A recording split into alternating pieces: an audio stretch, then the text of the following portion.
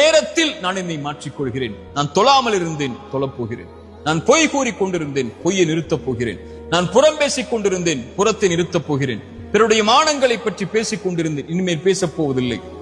என்னுடைய பெற்றோர்களுக்கு முக்கியத்துவம் கொடுக்காமல் இருந்தேன், இப்போது கொடுக்க போகிறேன். என்னுடைய உறவுகளை ஆதரிக்காமல் இருந்தேன், இப்போது ஆதரிக்கப் போகிறேன். நன்றி செலுத்தாமல் இருந்தேன், இதோ நன்றிக்காக தயாராக போகிறேன். மரணத்திற்கு முன்னால் பாவ மன்னிப்பை கேட்காமல் இருந்தேன், கேட்கப் போகிறேன். மனிதர்களிடத்திலே கேட்காமல் இருந்தேன், இதோ கேட்கப் போகிறேன்.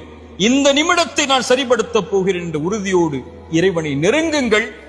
உங்கள் வாழ்வில் எது இல்லை என்றாலும், எதை நீங்கள் இழந்திருந்தாலும் அந்த கவலையை இறைவன் நீக்கி அவனிடத்திலே நெருங்குவதற்குரிய வாய்ப்பை இறைவன் கொடுத்து, உங்களுக்கு எதை வேண்டுமோ அதை அவனிடத்திலே கேட்டு பெறுவதற்குரிய அவகாசத்தையும் இறைவன் நீட்டித்து தருவார். இந்த ஒரு புரிதலை புரிந்தால், இந்த நேரத்தை பயன்படுத்தினால், இந்த நாளை பயன்படுத்தினால், இந்த நொடியை நமக்காக நாம் அமைத்துக் கொண்டால், இந்த உலக வாழ்வில் நாம் வெற்றியை நோக்கி பயணிக்கலாம்.